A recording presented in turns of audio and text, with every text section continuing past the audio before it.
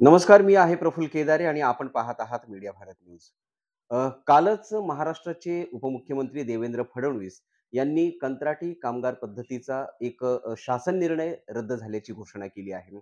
गेली वर्षभर या निर्णयाच्या विरोधात महाराष्ट्रामध्ये एक संतापाचं वातावरण होतं आणि यामध्ये प्रामुख्याने जनजागृती करण्याची भूमिका अ, कायद्याने वागा लोकचळवळीच्या माध्यमातून व्यक्त होत गेली होती.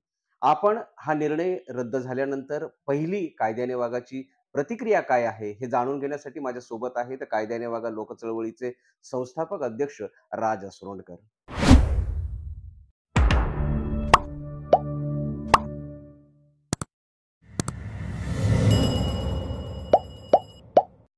राज सर, ज्या निर्णयाची आपण होळी केली होती, महाराष्ट्रभर उद्रेक निर्माण केला होता.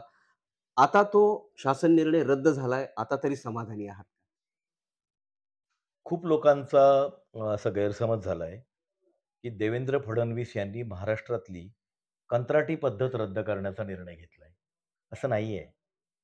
हा 6 ऑक्टोबरचा म्हणून जो निर्णय सांगितला जातो, हा मूळतः 14 मार्चचा निर्णय होता. 14 मार्च 2023ला महाराष्ट्र शासनाने एक निर्णय घेतला आणि 9 एजन्सीज नियुक्त करून, त्या 9 एजन्सीच्या मार्फतच स्थानिक स्वराज्य संस्थापासून निमसरकारी, राज्य सरकारी सगळ्या संस्था ज्या आहेत, त्याच्यामध्ये भरती केली जाईल सगळ्या पदांची. शिक्षक, इंजिनिअर वगैरे सगळं जे काय असेल ते, तलाठीपासून जे सर्व. काही सगळं त्या 9 एजन्सीकडूनच घ्यायचं, असा त्यांनी तो निर्णय घेतलेला होता.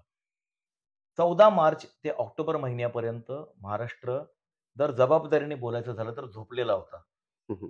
सामाजिक संघटना, राजकीय संघटना त्या काळामध्ये आपण सगळ्यात पहिल्यांदा त्याच्यामध्ये कायद्याने वागा लोक चळवळीने विरोध केला आणि नुसता विरोध नाही केला, तर मी महाराष्ट्रामध्ये ज्या ठिकाणी अगदी माझ्या घरगुती कौटुंबिक कार्यक्रमांसाठी जरी मी गेलो असेल, तर तिथे सुद्धा मी या निर्णयाच्या विरोधामध्ये लोकांना माहिती देऊन, याला विरोध करा. जिथे-जिथे सोशल मीडियावरती तुम्ही असाल तिथे विरोध करा आणि शक्य होईल त्यांनी या निर्णयाची होळी करा, असं आपण आवाहन केलेलं होतं. परंतु दुसऱ्यांदा त्या 14 मार्चच्या जी-आरमध्ये जेव्हा मॉडिफिकेशन करण्यात आली, नव्याने जी-आर काढून, तेव्हा तो मीडियामध्ये विषय आला. राजकीय पक्षांनी, सामाजिक संघटनांनी त्याच्यावरती प्रतिक्रिया दिल्या आणि मग मीडियामध्ये सुद्धा ते यायला लागल्यानंतर एक मोठं वातावरण याच्यासाठी महाराष्ट्रामध्ये बनलं आणि ह्याच दरम्यान त्या निर्णयाविरोधात पुन्हा आपण एक एक तिखट अशी प्रतिक्रिया दिलेली होती आणि लोकांना अपील केलं होतं, की संपूर्ण महाराष्ट्रभर या निर्णयाची होळी झाली पाहिजे. खूप बिलकुल. ठिकाणी तसं झालं सुद्धा. शिक्षकांनी त्या निर्णयाची होळी केली. कारण तो निर्णय अन्यायकारकच होता. आता देवेंद्र फडणवीस यांनी जो काल जी घोषणा केली आहे, ती हा जो निर्णय आहे ना, नव एजन्सी नियुक्त करण्याचा आणि ज्याच्या मार्फत ती सगळे भरती कंत्राटीची करायला बघत होते, तो निर्णय रद्द झालेला आहे. कंत्राटी पद्धत रद्द झालेली नाही. कायद्याने वागा लोक चळवळीने फडणवीसांच्या घोषणेनंतर कालच सोशल मीडियामध्ये पुन्हा आपली घोषणा केली आहे, की कंत्राटी पद्धतीच्या विरोधामध्ये लवकरच आम्ही राज्यव्यापी लढा जो आहे, तो उभारतोय. लढाई संपलेली नाही. अ, या घोषणेसोबत त्यांनी आणखी एक मुद्दा मांडलाय. तो म्हणजे एक तर 2 प्रश्न निर्माण होतात, की महाराष्ट्रभर झालेल्या उद्रेकाच्या भीतीने हा निर्णय त्यांनी रद्द केला. त्याला जोडून त्यांनी एक म्हटलंय, की हे आधीच्या सरकारचं पाप होतं. हं. मग आधीच्या सरकारचं जर पाप होतं, तर गेली वर्षभर किंवा हे माथ्यावर घेऊन मिरवायची गरज काय होती? नाही तोच प्रश्न आहे. सध्याच्या राजकारणामध्ये अगदी आपल्याला ठळकपणे दिसणारा जर कुठला मुद्दा असेल ना, तर तो आहे निर्लज्जता. म्हणजे ही बोलायला आपल्याला योग्य नाही वाटत, कारण आपले लोकप्रतिनिधी आहेत, मोठे नेते असतात राजकीय पक्षांचे. परंतु जी गोष्ट तुम्हाला मागच्या सरकारचं पाप वाटतं आणि जर ते पाप असेल, तर तुम्ही तुमच्या भाळी का मिरवताय ते? आणि हा एकच निर्णय नाहीये. असे कितीतरी मागच्या सरकारचे, मागच्या सरकारचे, मागच्या सरकारचे सांगून हे त्याच्यावरती आपला धंदा उभा करतात. आणि फरक तुम्हाला सांगतो, की मागच्या सरकारामध्ये समजा ह्या राजकारण्यांचा धंदा ₹10 चा असेल, तर हे जे सरकार आहे, ते ₹100 चा धंदा उभा करायला बघत होतं. हं, हं, हं, हं. नव एजन्सीचा मुद्दा काय होता, की छोटे-छोटे कॉन्ट्रॅक्टर जे अख्ख्या महाराष्ट्रभर काम करतायत, वेगवेगळ्या नगरपालिका, महापालिका, महावितरण त्यांना इकडे-तिकडे. संपुष्टात आणायचं. त्या सगळ्यांना संपुष्टात आणून स्वतःच्या मर्जीतल्या 9 निवडक धनदांडग्या एजन्सीज नेमायच्या. मोठ्या पगाराचे आकडे द्यायचे. हे काही त्यांना कामगारांना पगार देत नाहीत. बेरोजगारी प्रचंड आहे. बेरोजगार युवक लाचार आहेत. मिळेल त्या पगारामध्ये काम करायला तयार आहेत. त्यामुळे ह्यांनी 50,000 पगार तिथे काढायचा, बिल बिल काढायचं. हातावर 20,000 टेकवायचे हं, हं. आणि 30,000 काढायचे. असं जर महाराष्ट्रावरती आपण लाखोंचा जर विचार केला, तर हा जो निर्णय होता 14 मार्च आणि 6 डिसेंबरचा मॉडिफाईड निर्णय, हा म्हणजे महाराष्ट्रातला आत्तापर्यंतचा महाभ्रष्टाचार ठरला असता. परंतु देवेंद्र फडणवीसांनी काय बघा केले, त्याच्यामध्ये 2 त्यांनी राजकारण केलेत. एका दगडात 2 पक्षी मारलेत. एक तर त्यांनी एकनाथ शिंदे मुख्यमंत्री हं, हं, हं. आणि नव्याने झालेले अजितदादा पवार उपमुख्यमंत्री. या दोघांनाही त्याचं समर्थन करायला लावलं आणि स्वतः पत्रकारांना स्टेटमेंट देताना, की मी त्यांची समजूत काढली, की लोकांमध्ये असंतोष आहे, आपण हा निर्णय रद्द करायला पाहिजे. म्हणजे त्यांनी ओह! भासवलं काय, की मी सांगतोय म्हणून हा निर्णय रद्द होतोय. हं, हं, हं, आणि हं. दुसऱ्या बाजूला ते मागच्या सरकारवर सुद्धा ढकलायला बघतायत. ही 2 आणि प्रतिनिधी मागच्या सरकारमध्ये पण होती. तिथे मागच्या सरकारमध्ये हेच होते दोघं जण. ते तेच निर्णय परत-परत आणतायत. दुसरी गोष्ट, की ह्या सरकारचे बहुतांशी निर्णय धंदेवाईक निर्णय आहेत. मी जबाबदारीने बोलतोय. धंदेवाईक निर्णय आहे. त्याच्यामध्ये जनहित, सार्वजनिक हित असं काही नाहीये. हा सुद्धा निर्णय तशाच प्रकारचा धंदेवाईक निर्णय होता. जी बेरोजगारीची समस्या आहे, त्या समस्येवरती ज्याला आपण मृतांच्या टाळूवरचं लोणी खाणं म्हणतात, तसं त्या समस्येवरती स्वतःची स्वार्थाची पोळी भाजण्याचा हा निर्णय होता. हा निर्णय रद्द करून 2 गोष्टी झाल्यात. एक तर त्यांनी स्वतःची जी लाज जाणार होती, ती ती त्यांनी वाचवली. वाचवली आहे आणि दुसरी गोष्ट म्हणजे, की महाराष्ट्रामध्ये ह्याच्यावरती इतका मोठा असंतोष निर्माण झालेला होता, की केवळ ह्या विषयावरती हे सरकार जे आहे, ते पडलं असतं. पडलं असतं म्हणजे हे पडणारच आहे सरकार. याचं कारण असं आहे, की अजून जी कंत्राटी पद्धती महाराष्ट्रभर जी सुरू आहे, त्याच्यामध्ये इतकं भयानक शोषण कामगारांचं सुरू आहे. चंद्रपूरला आपल्या मार्गदर्शन आणि कायद्याने वागा लोक चळवळीच्या समन्वयाने आंदोलन सुरू आहे कंत्राटी कामगारांचं. वर्धा, अमरावती, लातूरमधली जे कंत्राटी कामगार आहेत, ते आपल्या संपर्कामध्ये आहेत. छोटे-छोटे विषय आहेत. कॉन्ट्रॅक्ट लेबर ॲक्ट आहे, की मिनिमम वेजेस ॲक्ट आहे.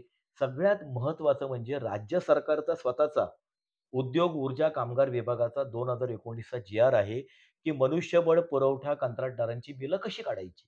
हं, हं, हं. उल्हासनगर महानगरपालिकेमध्ये तो शासन निर्णयाचं पालन करायला आणि तसं परिपत्रक काढायला जंग-जंग पछाडावं लागतं. अधिकाऱ्यांच्या मागे लागावं लागतं. तासंतास तिथे घालवावे लागतात. तेव्हा त्याचं परिपत्रक काढतात. उल्हासनगर महानगरपालिकेने फलक लावलेत, की कामगारांना किती पगार हो, मिळायला हो, हो, पाहिजे. हो. तो फलक अजून बदललेले नाहीयेत. ते तिथे आंदोलनं झाली. आजच्या तारखेला महाराष्ट्रातल्या महानगरपालिकांमध्ये ₹7,840 चा विशेष भत्ता सुरू आहे. उल्हासनगर महापालिका आज वर्क ऑर्डर देतेय आणि 2022 मधला विशेष भत्ता देते. म्हणजे एक अनागोंदी आहे प्रचंड. अधिकारी मुद्दाम कंत्राटदारांचं, अधिकाऱ्यांचं संगनमत आहे. माझं देवेंद्र फडणवीसांना अत्यंत विनम्र आवाहन आहे, जर हे बातमी ते बघत असतील, की महाराष्ट्रभर सगळ्या नगरपालिकांमध्ये आणि शासकीय, निमशासकीय संस्थांमध्ये कंत्राटी कामगारांचं जे शोषण सुरू आहे, ते तुम्हाला थांबवायचं असेल, कंत्राटी पद्धत आपण रद्द करूच.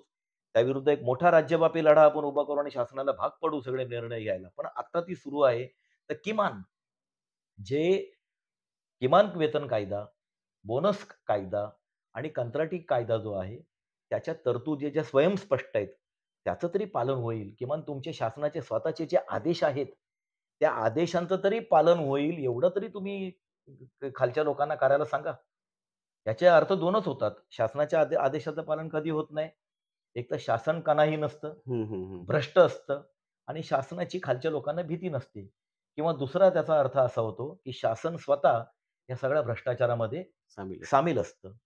मग एकंदरीत तुमच्या मतानुसार ह्या निर्णयाची जी घोषणा झालेली आहे, ती सरळ-सरळ जनतेच्या डोळ्यात धूळफेक आहे. अक्षरशः धूळफेक आहे, दिशाभूल करतायत मग लोकांची. यानंतरचा तुमचा लढा अजून संपलेला नाहीये. जनजागृतीचं पुढचं पाऊल आता काय असेल? एकतर आपण आता महाराष्ट्रभर दौरे सुरू करतोय. प्रत्येक भागामध्ये तिथल्या कामगारांना एकवटण्याचा आपण प्रयत्न करणार आहोत आणि एक राज्य स्तरावरती या संदर्भामध्ये कारण किमान वेतन जी आहे ना, किमान वेतन ही फसवी संकल्पना आहे. एखाद्या कामाला त्या कामाच्या श्रमाचा जो मोबदला मिळाला पाहिजे, ती खरी लढाई आहे. किमान वेतन ही मेहरबानी आहे, की किमान एवढं तरी द्या. हं, हं, असं हं. आहे ते. याच्या खाली देता येणार नाही. पण ते सुद्धा मिळत नाहीये. आणि आपला जो लढा आहे, तो समान काम समान वेतनाचा आहे. बिलकुल. सर्वोच्च न्यायालयाचे काही आदेश आहेत, ज्याच्यामध्ये ह्या समान काम समान वेतनाला पुष्टी मिळते. म्हणजे तुम्ही एखादा क्लार्क, पर्मनंट क्लार्क जो पगार घेतोय, तर त्याच प्रकारचं काम तुम्ही कंत्राटीवर करत असाल, तर कमी पगारावर नाही करता येत. काम जर सेम असेल, तर तेवढंच वेतन तुम्ही दिलं पाहिजे. दुसरा महत्त्वाचा मुद्दा आहे, की शासनाने स्वतः हा जो आता जी-आर काढलेला होता, जो रद्द केलेला आहे. त्या जी-आरमध्ये शासनाने अनेक पदांचे पगार ठरवलेले आहेत.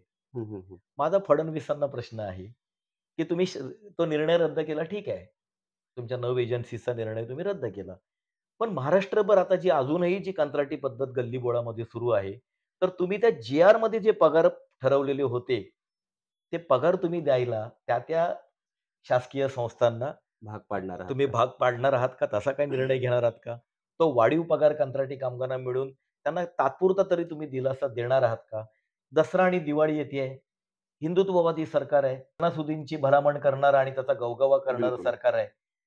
माझी एकनाथ शिंदे, अजितदादा पवार आणि फडणवीसांना विनंती आहे, की त्यांनी दसरा दिवाळीच्या सणाची भेट म्हणून महाराष्ट्रात समान काम समान वेतन आणि या कंत्राटी कामगार कायदा, किमान वेतन कायदा याचं अत्यंत काटेकोर पालन पालन करावं. आणि कामगारांचं शोषण होणार नाही याची हमी, या 3 गोष्टी दसरा दिवाळीची भेट म्हणून त्या करणार आहेत का?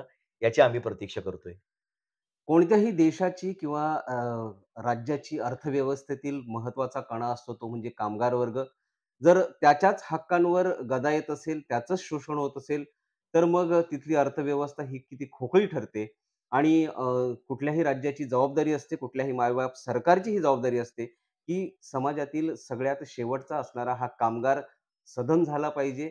सर्व सुखसोयींनी तो व्याप्त झाला पाहिजे. यासाठी महाराष्ट्र सरकार आणि आपले उपमुख्यमंत्री, मुख्यमंत्री प्रयत्न करतील का? हे येणारा काळ आता स्पष्ट होईल.